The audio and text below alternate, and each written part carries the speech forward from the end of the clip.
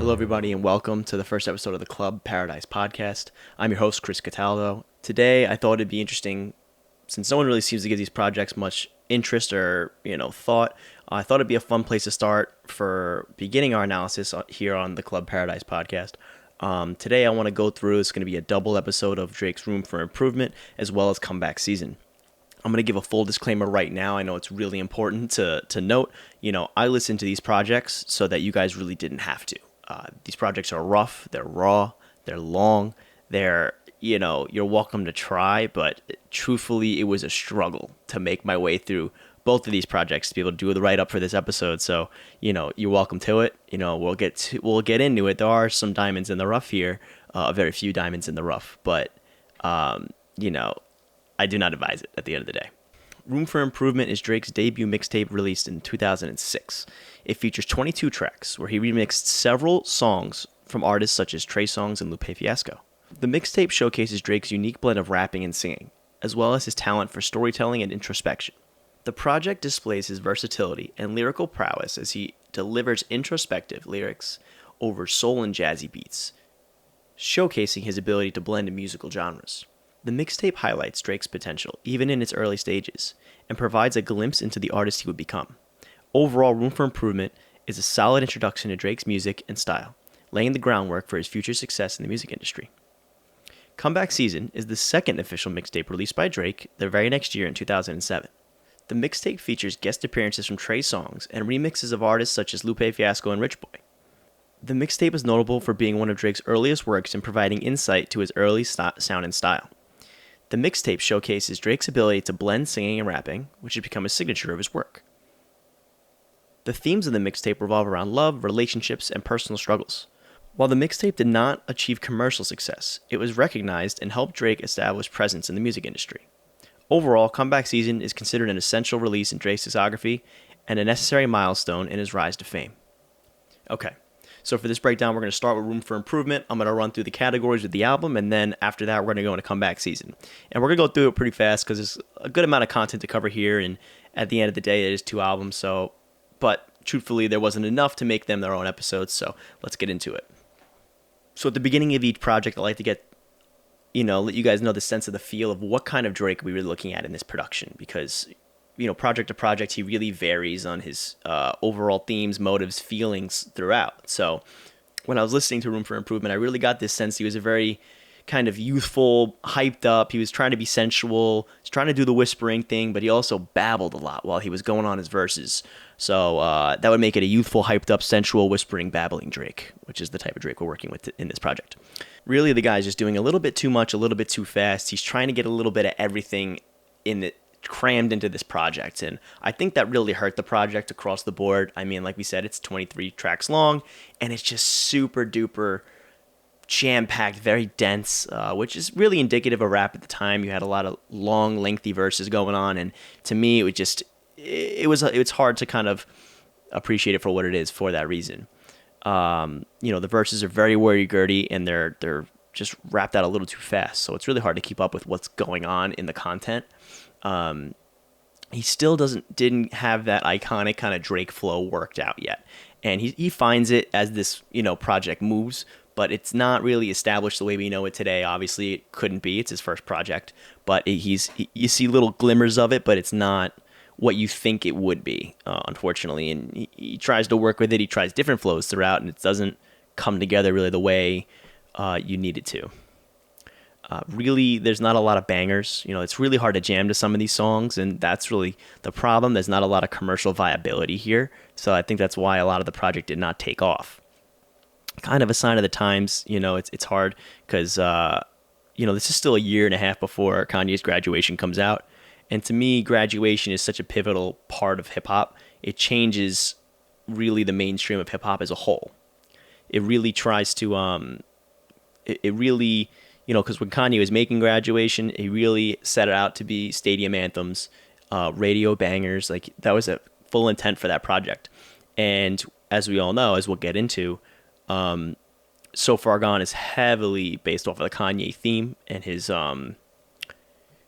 general style. So, we didn't have Graduation yet, and we didn't get So Far Gone yet. So, this is still 2006. It's kind of indicative of the time. So when you're breaking it down, it makes sense that the project sounds this way, but it's really no excuse because it's just not that good, unfortunately.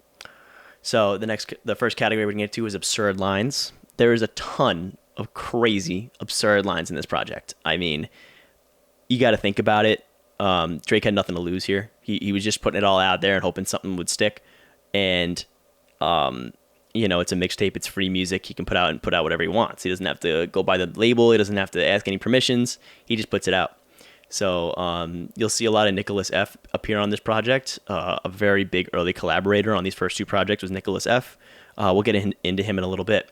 But so this first setup is going to be on the Money remix with Nicholas F. And these two lines are from Nicholas F. These absurd lines. This guy just makes it hard sometimes because he just lets it fly to such an absurd amount. First line's here. Trying to make it just to burn it. Milk the game, turn it to butter. Look how I churn it. No chick shall get. I'm not a fan of that. The milking the butter. I don't want to hear you milking anything, Nicholas F. throughout this whole project. That just makes me uncomfortable to listen to it. Not really indicative of the content we're used to seeing on a Drake song. Next one is off of the same song. The second line here. Just unless she earns it. Take that dick, put to your lips and insert it. Where the hell they? Like, that's just a silly line. It's a throwaway line. And again, you don't hear a lot of talk like this on Drake albums as we know them today. Then it was a free-for-all. It didn't really matter. So, not my favorite line. I think it's a silly line. It's unnecessary, but it's absurd. It's ridiculous. Next one, we're at AM to PM. And this is another Nicholas F. line. This dude just didn't care. He was letting it fly.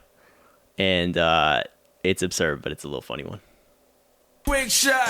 Now I get your chick hot with my wristwatch. Yeah, sure the drip drop when the TikTok. It's kind of sick. Like, it's funny. It's a funny line. I like it. I like the rhyme scheme it's got going on there and just painting a picture with a few words. I do like it, but it's just absurd. Like, you can't pop this on and try to serenade a woman with a little Nicholas F in the background. It's just not working. That's not working for him. And the last one here, really, you know what? I don't need to really cue it up at all. Let's get into this one. Streets are seedy, I call them Sesame, this Ernie in Bunkstown. Especially when these youngins get turned down for work opportunities next week. Same place to get burnt down. Coinky dink, not likely, not a chance. That's bad, man. That's, the meme wasn't around in 2006 when this was recorded, but if you're going to drop a coinky dink in any of your lyrics, you might as well just scrap the whole song. That's not the move here. And it reminds me of the Drake type of guy kind of memes that have been floating around, and you can't really dispute them, unfortunately. But you see an early glimpse of that here today, which is, it doesn't age well. I'm sure Drake could undo that song if he had the choice to do so. For me, it's going to be, out of the ones we just listed, considering the Coinky Dink is the only thing in this category that Drake actually said, it's got to be the given winner. But even if it wasn't, it would still be the winner of this category, the absurd lines. That's my man, Drizzy, just letting it fly as a young man. All right, now we're going to get into the best lines category. Not much here, truthfully. Like I said, this is not like a very, dialed in project. It's raw. It's very flow. They just did whatever they wanted. So, on this track, Do What You Do, we got Drake. This one I really liked because it was witty, and it's some of the stuff you see coming up later in his other projects. So here we go. Verses I'm writing, you might want to learn it. You hating my song, but your wife want to burn it. So now you at the store. I just love that. I love it. Like, it's very witty. It's like, it's that classic kind of like, you're a hater, I don't care kind of mentality. And your wife want to burn it. Obviously referring to burning a CD at the time, which is what people did in 2006. They burned CDs. They pirated music, and they would burn stuff, and it would take all night. You wake up the next day and your CD would be burned. I have very fond memories of childhood of doing that. So this will come up a lot throughout these projects. It's just a relic of a time gone by, which I really like that, some of that stuff is still there, and you can really appreciate it for what it is, because the music atmosphere has changed so much, even in the past, call it 5 to 7 years. It's changed so much with the DSPs, but then it was a whole nother ball game. Music was on a completely different platform. Now I want to get into the feature artist kind of acknowledgement, just so we can kind of get a review of what we're looking at here. So Nicholas F, again, he's prominent on these two projects. He's really, really involved. He's, at the end of the day, he was a pretty influential underground Canadian rapper of the time. He wasn't really interested in getting in the limelight of business, from what I can tell from the research. He really just wanted to he wanted to rap. He wanted to do it well. He wanted the creative freedom and expression to do so. He didn't really want to be kind of silenced, or not silenced. He didn't really want to be told what he couldn't do, from what I could tell. So he liked it that way. He liked being a man of Toronto. He liked, a mission of putting Toronto on the map. So, God bless you, Nicholas F. You were a catalyst for Aubrey to be able to do what he needed to do, and I totally understand that. So, I appreciate the work you did there, Nick, Big Nick. But at the end of the day, he didn't really find any commercial success. Didn't do anything really worth noting. So, that's all he's going to get in this episode. But, he was a big part of this, and I'm sure he collaborated way more than he puts on with Drake in his early years. And, we probably wouldn't be here without him. Well, Drake probably wouldn't be in the mix the way he was without him. All right, next we have Slacka, the Beat Child. If I'm saying that right, I have no idea. It's phonetically, that's how it looks like it sound. You get a little bit of him on the Bad Meaning Good. Good. Lady, somebody shot up the place right by where I work, and I think they might be coming for me next. Tell me a Kleenex. I'm telling you, baby. Yeah, so this is a cute little verse. It's nice. It's kind of to get that sensuality going that we've come to know and love from a Drake song.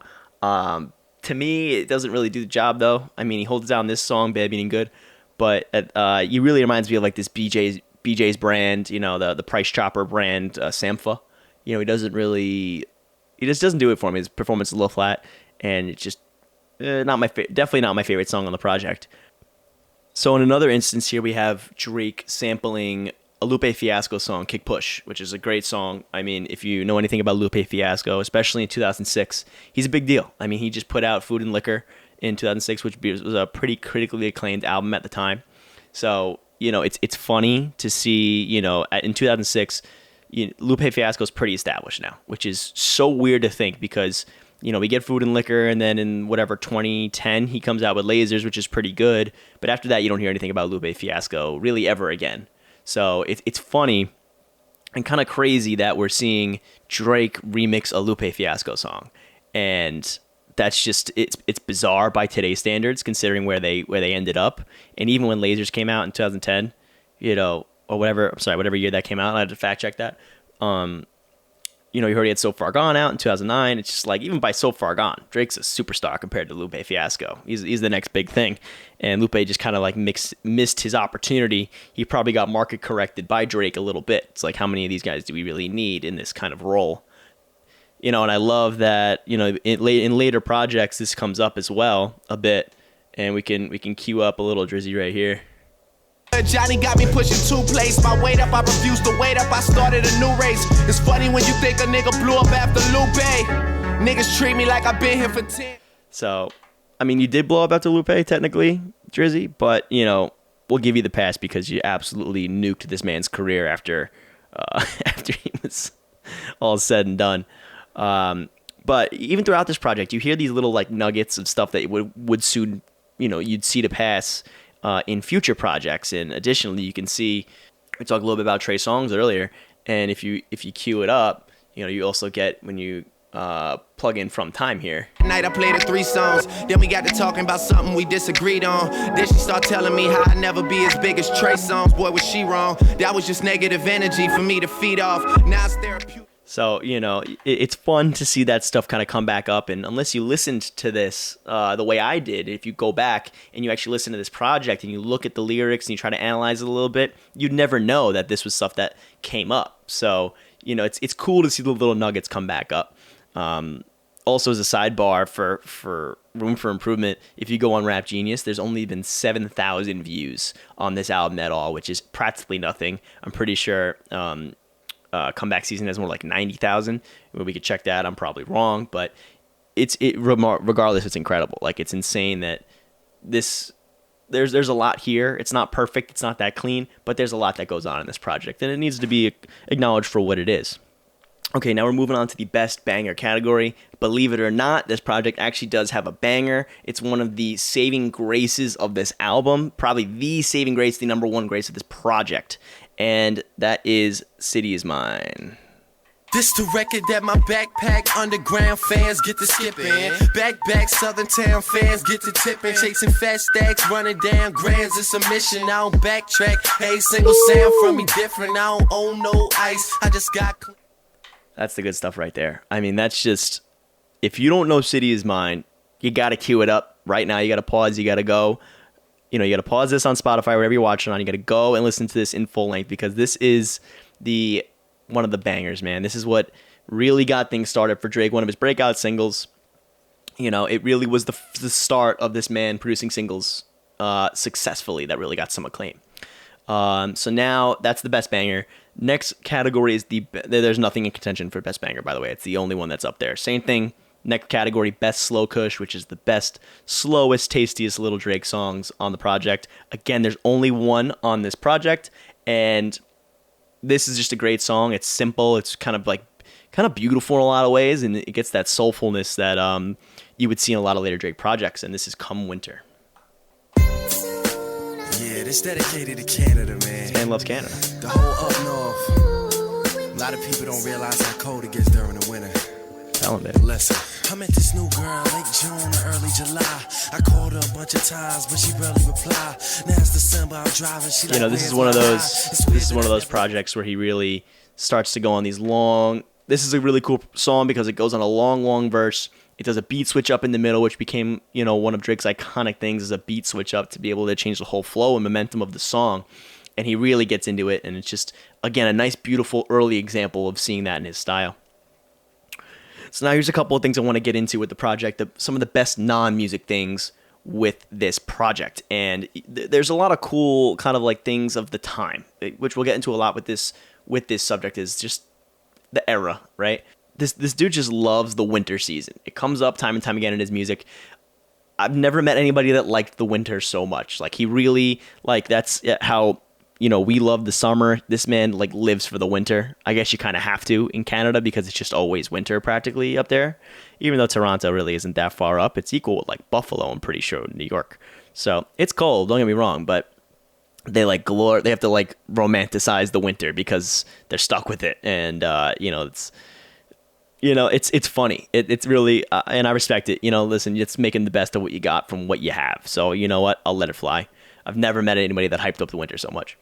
I love the use of the term swagger. I mean, it had such a short shelf life, maybe from this time you could look at 04, 05, all the way up to 10 when people were actually using this word. And again, it's just more like a time capsule of what life was kind of like then. So, I respect it. I love to hear it. If you look at the art of the album cover here, it's just Drake sitting on his mom's backyard furniture, and that's the album cover. He's kind of pouting and contemplating the hard things in life, which I just love. You have nothing that bad going on, dude. You're just trying to make it, So I love, again, trying to make the most out of just what was around you. He's hanging out in a swing in your mom's backyard, and he's it's signed like Aubrey, So that's pretty cool.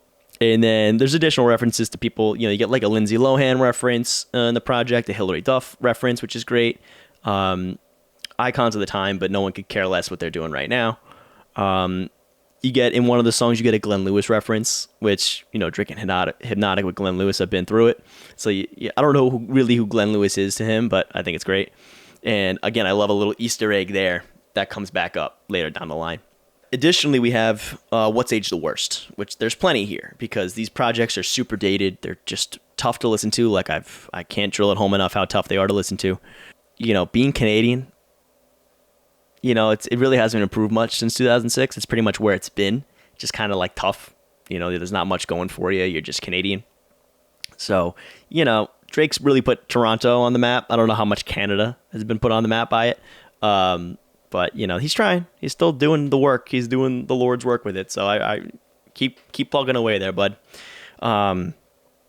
This is something that drives me crazy. It's kind of always driven me crazy is, on a lot of these tracks, there's these 20-second talking intros to songs where they're kind of just hyping up the track, letting the beat play.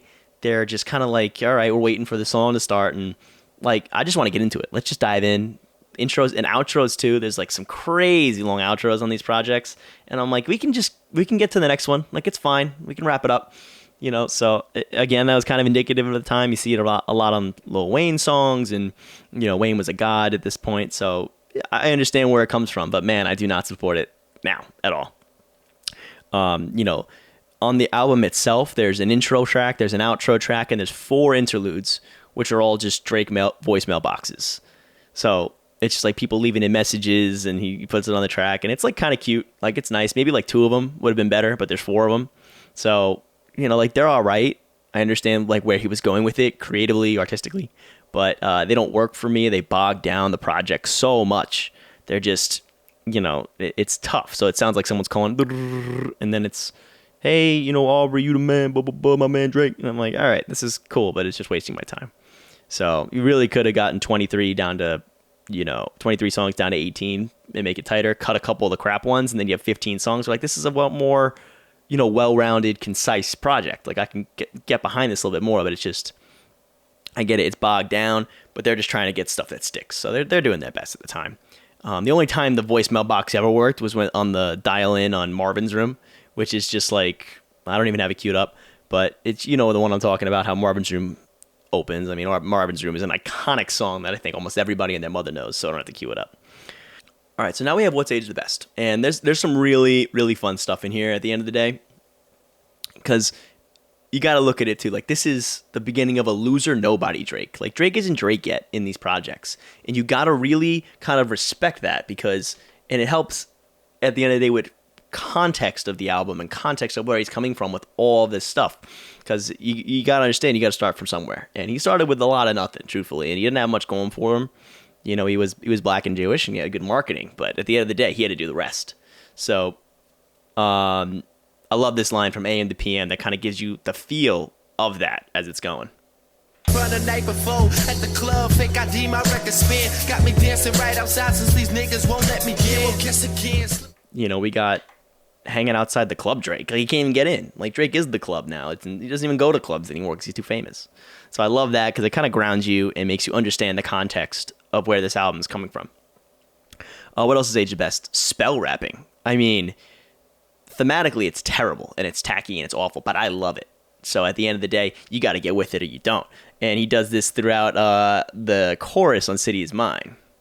It's empty, come get it. Yo, the city is mine. Which one? T-O-R-O-N-T-O-D-R-A-K-E, that's me. You know how the story go. Pull up, Range Roll, yo, chick, wanna roll. And I'll this is another good one too, the repeating here. And I'll make them wanna shake it, drop it, bounce it, whop it, girl. Move that thing like it's actually bad, but I love it. That's the only thing I can attribute it to. So, maybe you could have, I'll talk about this later too, but people got to have more fun with their production and their albums. Like, everyone takes music to such a serious degree now that no one's really having fun with it anymore. And little elements like this, although they're not like technically the best, they're fun. They keep people engaged.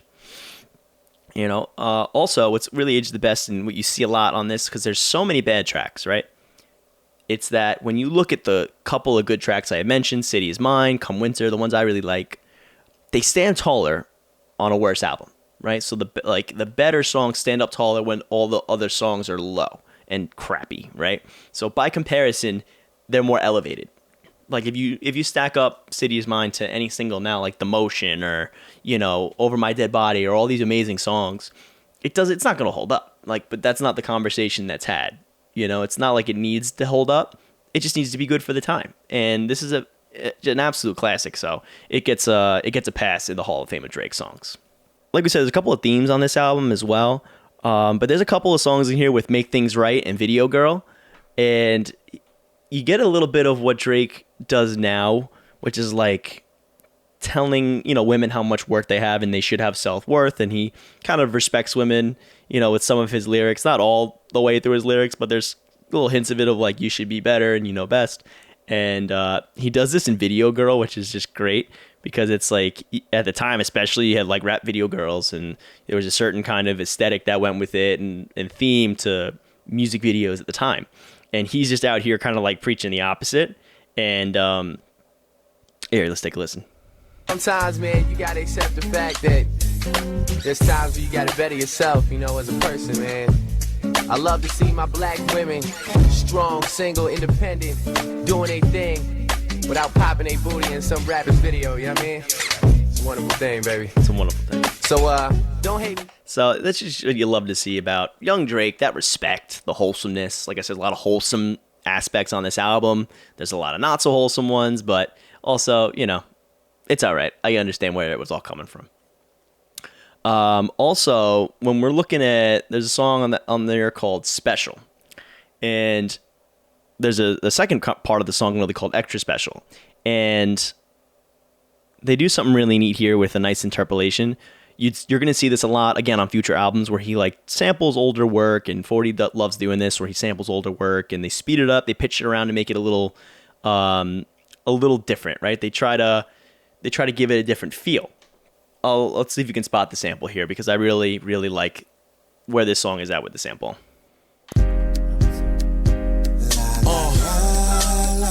Yeah, man. VO. Back again like we never left, Southern Smoke.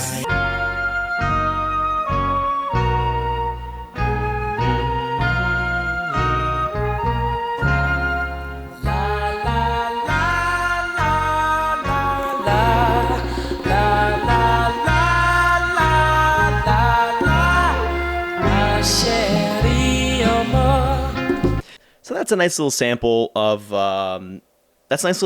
of Stevie Wonder's My Sherry and More, which is a beautiful song, which I've come to love in the past couple of years. And it's just nice when you can get hints of that. You can see where the inspiration's coming from, you know, clear from his dad's generation of music, which we know has a big musical influence on him. So it's just cool to see that stuff. And, you know, you do a little mix together and you see how it comes together, and it's just a nice thing. So I just wanted to call that out because I thought it was a really, really good addition. We talked about a little bit about this before. With Come Winter, it's one of those first pretty good long verse songs that we would know to come and love and see from Drake, where he just will demolish a whole song. You know, he might have a chorus at the beginning and the end, but a monster verse in the middle. You know, so Come Winter would be one of the first renditions of that we would see to come with maybe The Resistance or Say What's Real or some of the other just ones where he goes to town on them, you know. Again, it has the beat switch up, which we'd see a lot with other stuff. You know, actually, Come Winter probably is more keen with like a come through, where it's got two monster verses with a beat switch up in the middle. But it's the same idea. The other point I'd like to bring out with this is mixtapes in general. They're very fun. You know, they might not be the best, but they're like fun to put together.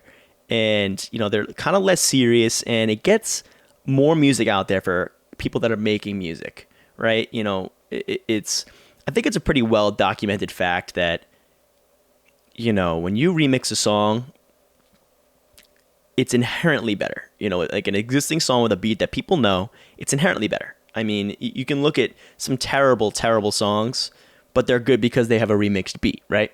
So, you know, if you look at even Say What's Real, for example, and we know that's a remix of a Kanye song, you know, would it have been as good if it wasn't an existing Kanye song that was already good, right? So I think mixtapes are more fun projects. They get young rappers out there. You know, if you hop on a song that's well known, you know, you're halfway to catching people's attention. You know, they already know the beat. They want to know how you interpreted the music differently. You know, I was just literally yesterday, the day before I'm recording this pod, I'm on Spotify and I'm looking through Lil Wayne tracks because I wanted to add more to my everyday playlist. And I saw that Sorry for the Wait, which is a Lil Wayne project. It's a mixtape where he just remixes a bunch of songs. He does them his way. And I'm like, and I've loved it. It came out in like 2011, somewhere around there. And I've always loved it, but it's never been on the DSPs because it's a mixtape. It's hard to clear all the samples and do everything that goes along with that. But I looked in yesterday and the whole project is up there. And I'm like, this is amazing. I didn't know this was even possible. I didn't know people were putting mixtapes up on Spotify. So I was really impressed by that. And, you know, it's a fun project. So if you get more of these in play, you might get more bad music, but you get more fun projects. You hear more music from your artists, and it gives artists their own breakout kind of environment, which is really important for new growing music. You know? And if you think back, too, with remixes in general, we need more remixes, man. I mean, remixes are fun. It's like, you get a fresh take on things. You think back to, Take Care comes out in 2011 and we have Marvin's Room. And everybody hopped on Marvin's Room. You had JoJo, you had Lil Wayne, you had Justin Bieber at the time. You had people getting on this song, Chris Brown had a remix. I'm like, why? Like, where did that get lost in the process? I loved that time. You change the beat a little bit, and then it's a sample or an interpolation. And, these are cool things that are just lost with the times. And I wish they weren't, because there's so much possibility out there for new and better music at the end of the day. Okay, and that's a wrap up for Room for Improvement. Now we're going to dive in very much the same way Comeback Season. Comeback Season is going to be a lot of the same kind of narrative that we've already pushed on the first project, because so this is 2006 is the first one. 2007 Comeback Season comes around. So at the end of the day, it's not a drastic change, I'll be honest. But there are some stuff worth pointing out. Pretty much everything I said on this first one will apply to Comeback Season, but, there are some moderate, slight changes. So, but with this project, what you do get, the flow becomes a little more powerful and a little more confident. He's really working through some of the hurdles he had on the first project with what he was trying to accomplish. And he's really trying to do something different, which I really liked. So it's the same, but he's trying to amp up his game a little bit. One of the really big takeaways from this project as well is this is really the beginning of the breakout single for Drake. Where this project doesn't stand on its own very well, but there's a couple of really good songs that he put on here, and that sends him into the limelight, hence sends him into stardom, right? Or the hot new thing, hot new hip hop, and you would see this coming forward, like his singles would be the absolute icons of the album, and he would tease them all up right before the project, and then he'd drop the project and everybody would go bananas. So with this, if we're looking at what type of Drake we got in this project, I would get more of ambitious kind of hustler Drake, because he really has a little more confidence and moxie with it, so he's able to get more across with his content. Okay, now we're going to start up again the way we did the last one with absurd lines. So this first absurd line we have here is on Going In For Life. The wait's over, the tape's coming, you're bullshitting, but I am equipped with great plumbing, the human mentality. So this is just bad. I mean, there's no other way to say it. It's tacky. It's nobody wants to hear about your plumbing, pal. All right, so just leave it at the door. The next one we got, Don't You Have a Man, which is a good song, but this is not my boy shining at his top capacity. I don't really wanna hit this girl, instead she want the chef stick like Napoleon Dynamite. Well, I'ma give it to you, honey bunches. You feel it all under your ribs like some tummy crunches. All my other girls all up on that subtle shit, they don't wanna. Like, you don't gotta do that, bud. You don't gotta tell me about the tummy crunches, honey bunches. It's just, it's that Drake type of guy kind of meme. Drake the type of guy to be all up in your tummy like some tummy crunches. Like that's just too much, dude. Like, I love him, and we'll get into this as the episodes go on, but he gets so cringy with some of his content that it really kills me. And we're trying our best here, but that's not my favorite. And the next one we have, the final for the absurd lines category is so we have Underdog featuring Trey Songz. This is a Trey Songz line. Just cop new shoes, whip on tutus, dick down YouTube, throw it on YouTube. Tell me what you do if I would. All right, a couple things to break down with there. You can't dick people down and then put it on YouTube. That's not allowed. That's, I think, violate terms of service for the platform. I don't think that's something you can do. He's really trying to go for it, Trey, on this one, I think. But it's just not coming together for him. I don't think this is that one's bad. That one's bad and almost illegal. So I think the Don't You Have a Man Honey Bunches line, that's the absurd. That's the most absurd line. I'm not gonna let that one go on without winning this category, because that's too much for me to bear. So now we have the best lines category. Now here we have actually a couple more options than we did in the last production, because like I said, he refines kind of his flow and his lyrics in this project. Not a ton, but enough to where I can have a couple of selections here. All right, first we have from The Presentation. I'm telling you, I got enough clout for two. And like a nigga turned blood, I came out the blue. They like, damn, who's Drake? Where's Wheelchair Jimmy at? On my Chris Brown shit, I'm still here. I mean, you gotta respect any time that he throws in a Degrassi reference. I mean, he doesn't do it a lot. He hadn't done it a lot in his whole career, but he does it here. And I didn't grow up on Degrassi, but I did get into it when I was in college, and I would binge watch it in college. So I would binge watch it in college, and you gotta give that was like a platform for him before he became a rapper. Before he became famous, Degrassi was huge for him, right? And that if he didn't have that, he may not have ever broken through in the way we know today. So you gotta respect the heritage of where Drake has come from. Who's Drake? Where's wheelchair Jimmy at? On my Chris Brown shit, I'm still here. Give me that.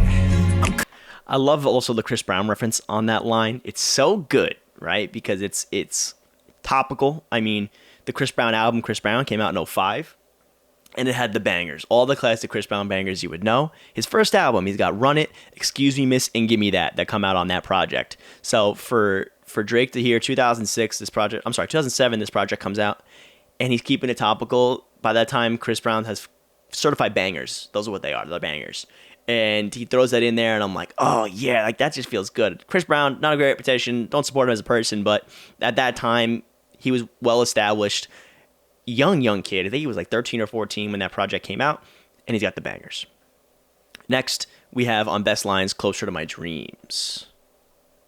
I get a dessert plate, I eat pedigree as your meal. I've been Urkel for some years, it's better be in Jaleel. No, I rock lean. So awesome song, stands out great on the album. You get the Steve Urkel reference from Family Matters, and it's just good. Like, even if you don't know the show, because I've never seen Family Matters other than like when I was in elementary school. I saw a couple episodes when you're home from school, you catch it during daytime television. But even if you don't know that, you know who Urkel is, and he says better be in Jaleel, meaning Jaleel White, who's the guy who plays Steve Urkel.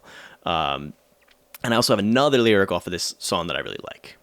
And that's the realest shit I ever wrote. A compilation of mental thoughts that I never know. And high haters, I'm back off a hiatus. How your album doing? I'm getting cake I loved that. High haters, back off a hiatus. It's like it's a quick, witty little line, again, that we would see really come to pass with Drake in general as his time went on.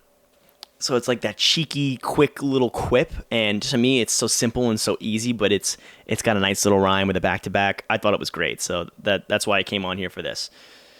Next, we have Replacement Girl. M-Town to the UK and from Spain back out to Texas. This album for my fans, but yo, this hook is for my exes. This one is for you, girl. Trey song? You know who you are, girl. You only show your face cause you know that I'm a star, girl. That's just a fun one. I mean, I love Replacement Girl. Again, we'll get into it with best songs and such, but Replacement Girl, absolute banger. This one sent him to the moon after as a hot new artist. But the hook is for my exes is just great because it's like that spiteful kind of little dig that, at some point everybody feels that about an ex where you want to kind of prove them wrong. So everyone can really empathize with that. So I love that lyric so much. Next, we got Going In For Life. And whenever I'm flowing on the mic, aside from talking about the D, I'm throwing in your wife. I treat this one session as a fit with my last. Are you kidding me? Like like it goes so wholesome to so aggressive so fast, and I just like that lyric because it's just like catches you off guard with a project like this. So for me, I liked it. It's in there for best lines. That was Going In For Life. Now we got Underdog. Clown other dudes on the low, I like to laugh alone. I get my cash alone, hence why I shop alone. This here my uncle car, drop it and the top is gone. Your skin look like you. So this isn't actually in contention for best line. I thought it was just important to kind of call out because this is a great callback into a future Drake song, and it's iconic. And this is on a project that is ass, right? So to have that, and then this feeds into, like, for me, what's like a top 10 Drake song ever. It's so much fun. Talk to me, then you got to me, then you toss the keys and loan me your car. Yeah, just a young kid in a drop-top Lexus, hoping that I don't get arrested. Just another kid. I mean, that's iconic. I love that song. Look What You've Done is amazing, and we got this crap-ass song with Trey Songz on the second project ever, and then he brings it up again on his, we'll get into the conversation, but one of his most acclaimed records ever, and it's just so much respect because you don't know this unless you listen to this song, which a lot of people haven't. So it's a great connection, kind of like an honorable mention for the best lines. But if I'm giving a award for best line on this project, it would have to be Probably, it's probably going to be the weird wheelchair Jimmy line. I love that on the presentation. Like, damn, who's Drake? Where's the wheelchair Jimmy at? Like, because wheelchair Jimmy was his character on Degrassi. That's great. That wins. But also as an honorable mention, Closer to My Dreams is really up there because it's got two great lines on it, which is the Urkel for some years, Better Be in Jaleel, and the High Haters Back Off a Hiatus. I love them. I love them both. So that's a photo finish for me, but it's great. Now we get into the guest artist first acknowledgements. We have a couple here, and it's nothing crazy because some of these are remixes, so it's not really a guest artist first when you think about it. But I feel it's important to mention their mention their names. So we have Cardinal Official, which is, yes, that's how you say the name. I'm pretty sure. I'm not Canadian, but I'm pretty sure that's how you say it. But he's a textbook Canadian. I don't know anything about him, truthfully. He's on one song. I don't remember what song it is, but I know it's not that great. And I haven't seen his name since before or since the one Akon song that he did together with him. And it was a banger, don't get me wrong, but Akon was cranking out bangers like 10 a year for a couple of years, and he was in that mix with Cardinal Official. So that's all I really have to say about him. Really not much to write home about. Next we have Trey Songz. Trey Songz is very, very prevalent on this album. He's got a handful of songs that he does with him, as well as a couple of remixes, which obviously he got the permission to do. You got to look at the context for Trey here, though, which is incredible, because he had just released the album Ready, which had a bunch of bangers on it, which became an anthem for the next couple of years, these songs, which was Successful, which Drake did a remix of, Say Ah, I Invented Sex, LOL, Smiley Face, I Need a Girl. Like, this is a banger, like, if there's no other good songs on that album for Trey Songz, then you're good. Like, those are great songs. So he did a great job with those. On the last mixtape, we have Drake remixing Trey Songz songs, and that's it. But on this mixtape, they're doing songs together. So I love to see that growth, and I love to see that building on what was before going into the future.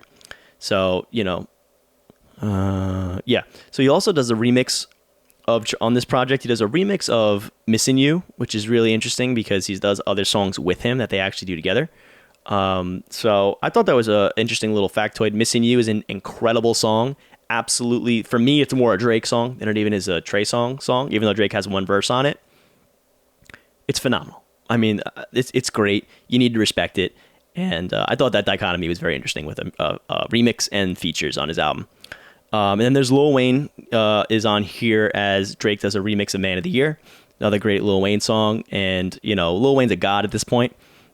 Really established himself in the game. And this is 2007, so I'm pretty sure this year is when the Carter 3 comes out, which just cemented him as a god going forward. I'm not sure if it's out before or after June of 2008. Okay, so it's not out yet, but still, he's rapping on the door of being an absolute god in the game.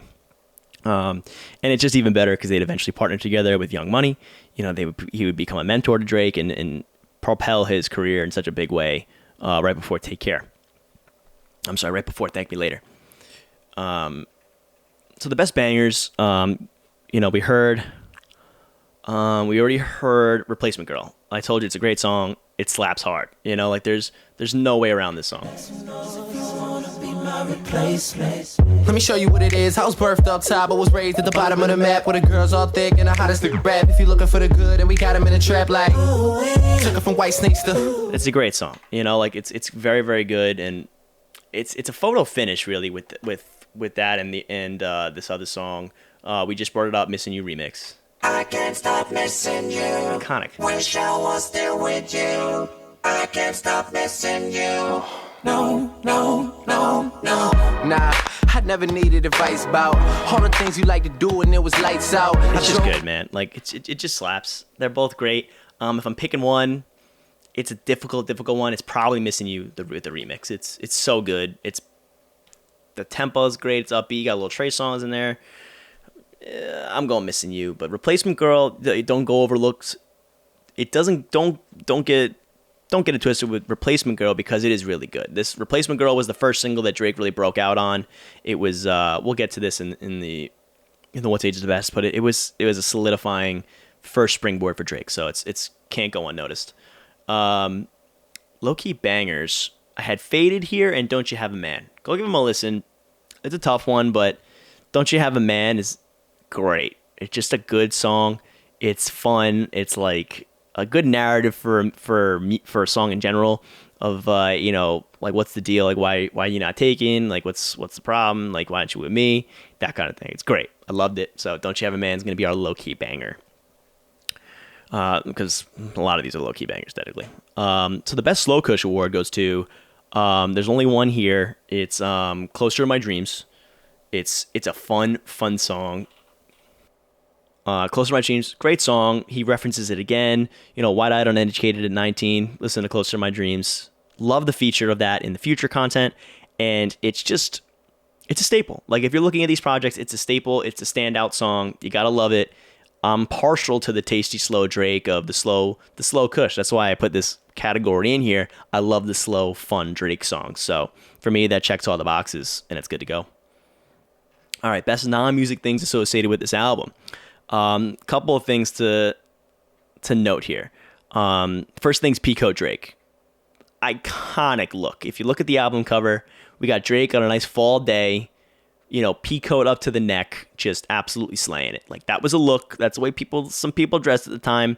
It was a very kind of like preppy thing that he went for early in his career. If you look at we'll get to Replacement Girl after, but the look he went for, a lot of people did look like that, but he was trying to make it more in the fashionable way. That's what he wanted to be, fashionable. He wanted to be this young guy that knew what fashion was, what it looked like, and he was always conscious of it. He still is. So that it was always a big part of his persona, was the way he looked, and he thought about it then. Clearly, he kept going. And if you're ever watching content on YouTube, you'll see some different album covers, and there's this one where he's got like a button-down shirt on and like a purple tie, and he's going like this, like, or whatever. That's not the face he makes, and he's going for this like classy gentleman, pretty boy, gangster look, and it's not good by today's standards, but it's solid. Like, by then standards, I respect it. It's great. I love it.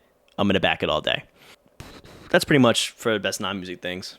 What's aged the best in general, right? So if you're looking at what's aged the best, and you're looking at why this stuff is important, because it is. It's not good music generally for the most part, but it's important because you got to look at a couple things where this is really the start of the Noah 40 Drake relationship. We know, longtime producing, best friend of Drake.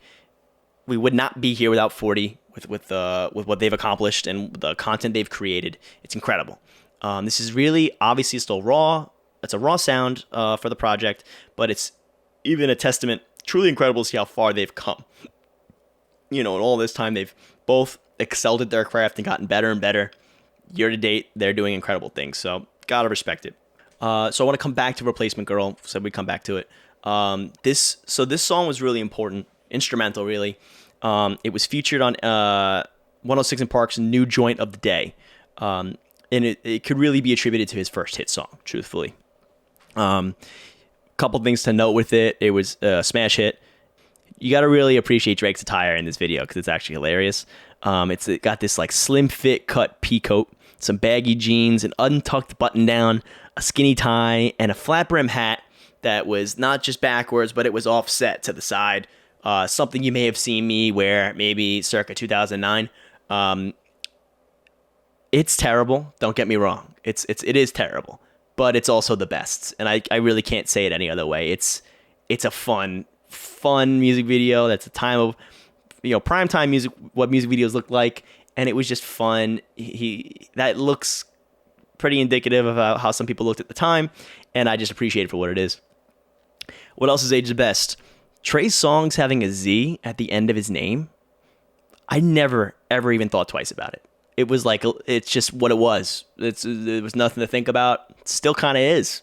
You don't hear a lot from Trey Songz anymore, but it just works. Good for him, because I feel like that could have not worked really that well, and it just did. In the presentation, you see a beat switch up, which I think is aged the best as well. He does it a couple times throughout these first two projects. He switches the beat, and he really plays with it. They tested a lot because it's not something that you really saw a whole lot. You saw it in some Kanye stuff. Not a big theme in music at the time. So they play with it in these first two projects, and they really perfect it. When Take Care comes around, Nothing Was the Same comes around, come through, like I said. They really crushed these beat switch ups, and I really respect them for it. Really indicative of their producing style, their music style, all that, really impressive, honestly, and I love it. It plays, he still plays it to this day, and I'm going to keep it going with that.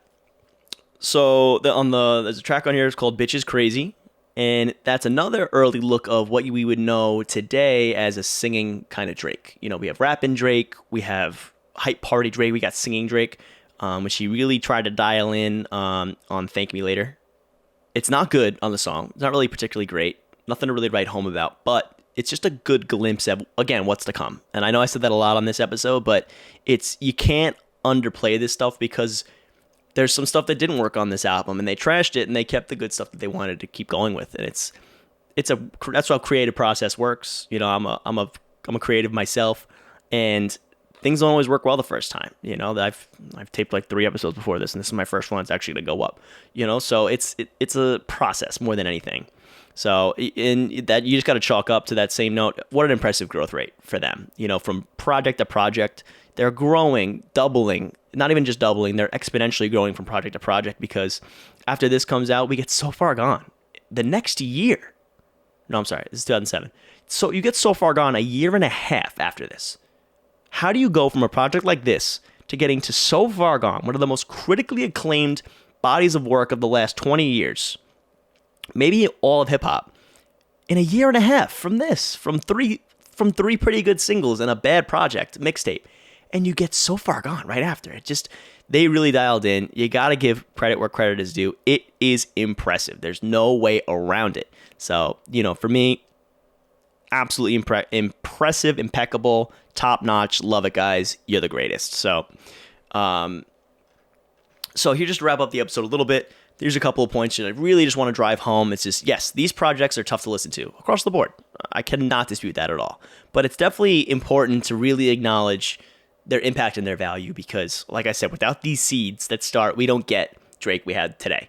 And I don't know where I'd be without it, because this has been the soundtrack to my life for the past 15 years. So you really can't understate its importance. You really can't overstate its importance. I'm sorry. Also, when you're looking at projects that are this old, like if you're looking at a project in 2006 and 2007, you really got to understand, when you're listening to the content, you got to understand the time frame it came from. You got to take that into account. You can't have everything at face value. You got to have some levity and some kind of gratitude with it. Not gratitude. You got to have some wiggle room with it, because, one, they're old projects, and they're also not very refined. So you really got to have some grace with it when you're listening, if you choose to listen to this at all, which, again, I wouldn't recommend. It's tough. It's tough. These projects aren't completely hopeless, but at the end of the day, there's a couple palatable songs. And so if you're going to look, based on my recommendations, if you're going to go listen to any, if you're not going to listen to the whole album and you want to listen to a couple on Room for Improvement, definitely go for City Is Mine, Come Winter, and Kick Push. Those are great songs, which is incredible from a first-time artist. And then on Comeback Season, if you want to listen to a couple, here are my recommendations. We have Closer to My Dreams, Replacement Girl, Don't You Have a Man, Missing You, and Man of the Year. And I know some of those are remixes and such, but just good, guys. They're good music. That's, what is that, 1, 2, 3, 4, 5, 6, 7, 8. 8 or 9 songs right there that are pretty solid over 2 productions of, at the end of the day, 8 songs out of 48 is not a good hit ratio, but he would dial it in. He knew how to dial it in. He knew how to play the game after this was all said and done. So he was young. He's a young kid. He's 19 when when Comeback Season comes out. He's 19 years old. I can't imagine putting together. So if my math is correct, that means another year and a half later, he's 21, barely 21 when So Far Gone comes out. I'm like, I can't imagine producing something like that when I'm 21. It's impressive. It's incredible. So, and again, this episode was not to hype up these tracks as something that they weren't, but it's still important to acknowledge their importance and kind of commend it as the first stepping stone of the man we all know and love. So that's all I got for today, guys. Really, if you're watching this on social, you can like and comment. If you are watching this on Spotify, please just subscribe to the channel, or YouTube, please subscribe to the channel. And if you want to share with your friends, you're more than welcome. So thanks for sitting with me today, guys. I'll catch you on the next episode. Bye-bye.